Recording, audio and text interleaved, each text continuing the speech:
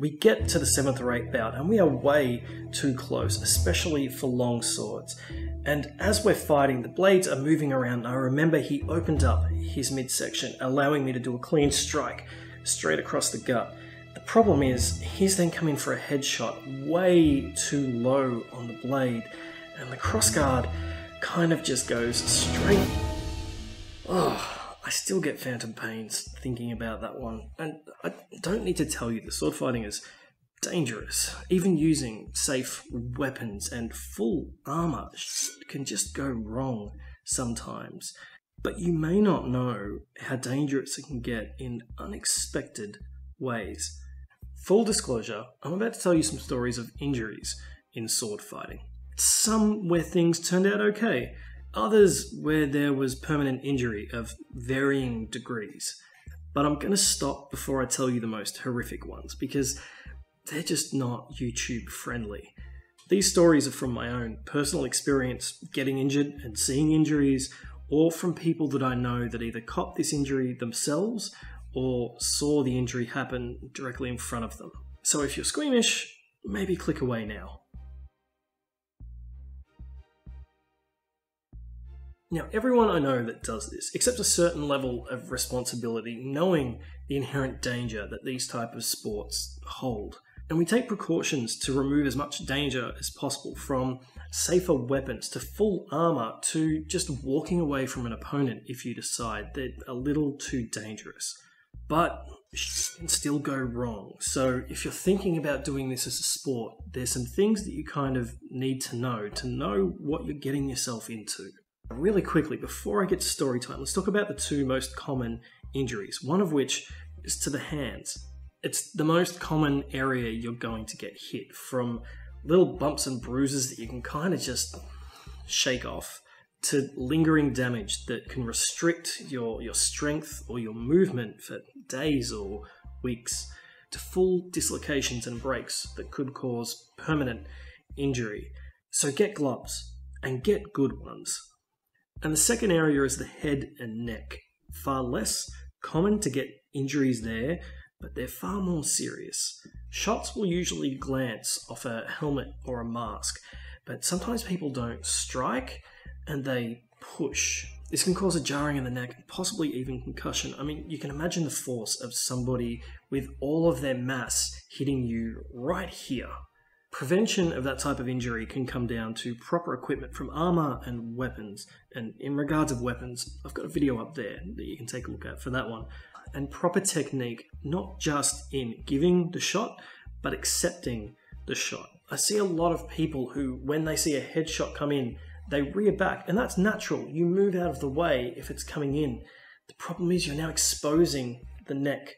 Depending on the type of shot that's coming in, sometimes it's better just to put your head into it, which seems counterintuitive, but if you've got padding and armor here and only padding here, sometimes the head is the better place to take the shot. It all comes down to knowing your equipment, what it can and can't take, and realizing what shots are coming in, which is just experience. But even with all of that, concussions and micro-concussions can still occur, so make sure you train with a club or a group of people where someone has first aid. And if after training you have any issues like headaches, neck stiffness, tingling limbs, dizziness, or memory loss, don't hesitate. Go see a doctor. So as you can see, it's not just avoiding getting cut. There's more to it to do with the concussive force and the angles that you're getting hit at. That's why I always advise to train with experienced practitioners. But a safety lesson isn't what you come here for. So let's get on to some of these stories. The first injury I ever copped was a jarred neck, because at the time I didn't know how to fall. It was at a display competition. I copped a shot and needed to fall down for the crowd. I didn't realise how hard the dirt was packed, let alone how heavy the helmet was, and I just fell. Needless to say, I then learnt how to fall and have trained people how to fall since. And at the same event, which was a reenactment event, I copped an injury to the stomach that I still have the scar to this day. The two battle lines had broken and skirmishes were breaking out everywhere. I dispatched my opponent and was now running to the aid of one of my allies who appeared to be having a bit of trouble in their fight. A spearman on the opposite team was also doing the same, and we were crossing paths. I didn't realise the range of spears at that time. I was maybe 10, 15 feet away from him. I should have realised that that's the range of a spear.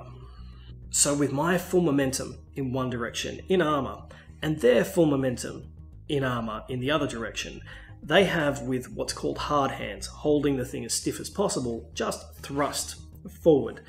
I basically doubled over the spear and hit the ground very, very hard. And I still have, from a blunt spear, let me show you, from a blunt spear, ended up copping a shot to my stomach as, like I said, the scar has never disappeared. To be honest, I think I'm lucky I didn't rupture an internal organ, because that shot was, we'll say, a little too hard for a friendly bout. Now, I've copped so many microfractures on my fingers, it's not funny. From not wearing the appropriate gloves at the right time, hence why I advocate to always wear appropriate gloves, to just copping a shot that goes just inside the arm or hits you just on the tip of the finger. It puts you out of action very quickly. And in the same vein, I've copped them to the elbow, which has swollen up and restricted movement, as well as forearms and shins. And to be honest, my right shin, my leading shin, is more like a bumpy dirt road than a shin bone at this stage. Because even though in some of the sports that I've done, the shins are not target zone, you still get hit a lot. I should wear my greaves more often. But you don't want the little injuries, you want to talk about the big ones. So let's talk about my right knee.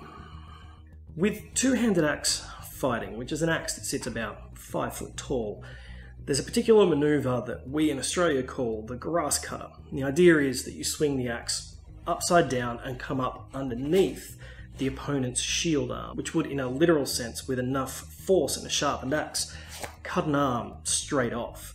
Now, my opponent had a tell for this, and I knew this opponent pretty well. If they rolled their right shoulder forward in, the nanosecond, I suppose you'd say, before they struck, the shot was coming down. If they rolled it backwards, the shot was going back. It was like cocking a weapon. You could kind of see it coming. You just had to be quick, and I wasn't as quick as what I would hope this time. I saw the shot coming, so I stepped in to try to beat the shot. Now I got him with a thrust, straight to the stomach, with a blunted sword, obviously. He didn't get his shot land where he wanted to, because he saw me come in and sped the entire process up, putting more force into it. The shot hit my kneecap, and everyone around me, directly after it hit, asked me if I was okay. And I said, I think so. Why? Because they said that was the loudest crack they'd ever heard. And, this is usually steel on steel, so you'll hear pings, but not cracks. Now, I didn't hear a crack. I just didn't. I don't know why. I did my best to walk it off, and stupid me kept fighting, only to realise that my kneecap had split in two. My kneecap, until it rehealed, was like a butterfly. It could move left and right. It had split basically up the middle. On the plus side, I can now tell when it's going to rain many hours before it does, because my leg hurts. Not that that's a plus side.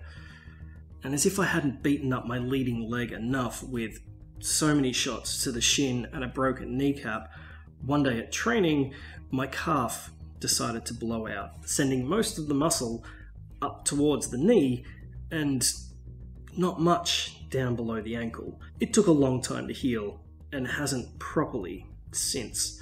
But in regards to the face, well, I've copped a few broken and bloodied noses, a few loose teeth from different shots of shields and fists with gauntlets coming in a little too close, a cracked jaw, and to top it all off, I almost lost an eye one time. I was at a tournament facing some people who were known to be dangerous. They didn't fight properly and they fought a little rough. To put this in context, HEMA uses masks, full face coverings specifically, because a lot of shots will come in this zone. Whereas in reenactment, you wear the armor that is appropriate for that period, so you don't have face coverings.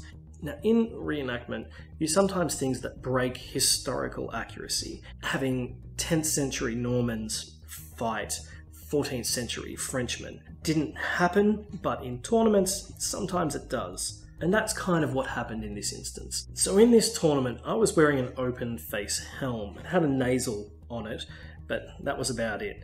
And the guy I was facing had a full face helm. We both had long swords, which wasn't really for my period, but it was a longsword fight, so that was the weapon of the tournament. Myself and this guy started off both with a bit too much of an ego problem. He and a lot of his group were known for being a little too rough and tumble, breaking rules, hurting people, and etc.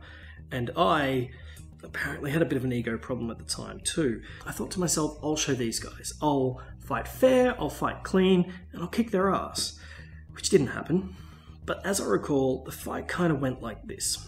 Round 1, myself and this guy kept range from each other, and I copped a hit across his helm, which is perfectly legal and soft comparatively. I wasn't trying to hurt him. Come to round 2, and he cops a shot back to me, ending that round, which I was a little bit ticked at because I wanted to go flawless and I didn't. Round 3, we get what's called a mutual, e.g. 2 dead idiots. Neither of us defended properly, reset. Round 4, mutual, 2 dead idiots, reset. Round 5, you get the idea.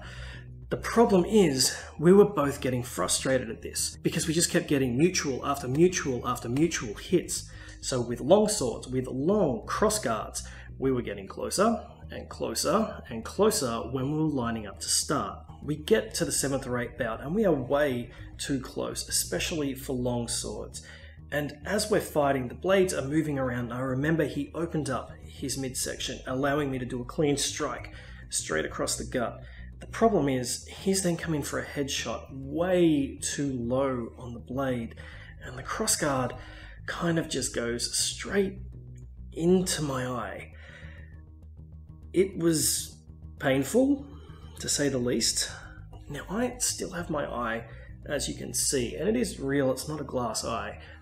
You're meant to hit someone with swords here, in the percussion of the blade, not down here in the strong, although it's still effective if need be. But when people are wearing open face helms, hitting someone on the strong of the blade sends the crossguard into their face. Now, in a way, as horrible as this sounds, I'm lucky this hit where it did, because if it had have hit me, say, a little lower, possibly gone in to my face at that point. But the crossguard was shaped in a way that it went into the top of the eye, pushed the eyeball down, and we've already gotten gross, so I hope this is okay. I remember it hitting the top of the eye socket, or the bottom of the brain pan, if you want to put it that way, before not just getting pulled out, but getting wrenched down and out. Now, my immediate reaction to this was, oh shit, I've lost an eye. By the way, if you're now looking, yes, one of my eyes is a little off center to the other one. Both eyes won't be looking straight at you. This one will, that one won't. So like I said, my immediate reaction was, I've lost an eye. I turned my back to the crowd because I didn't want them to see the grotesque eye dangling in front of the face. And I did this, thinking it was down here, and kind of just checked. Realised once I checked it, which hurt immediately to touch, obviously, but realised once I checked it, my eye was still there. All good, at least as best as can be.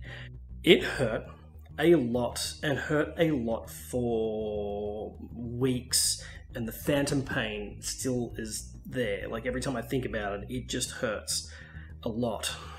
But there is a funny part to this story. The tournament at that point, at least for me, got cancelled. I don't know who won. I didn't care who won. I think that guy pulled out at that point too, so, you know, the other people would have won.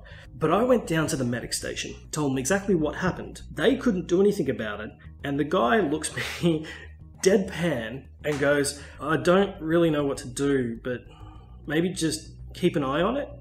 Oh, and his face, just eyes opened up, blood drained from his face, and his jaw dropped like, oh God, what did I just say? It was kind of hilarious, which made the afternoon And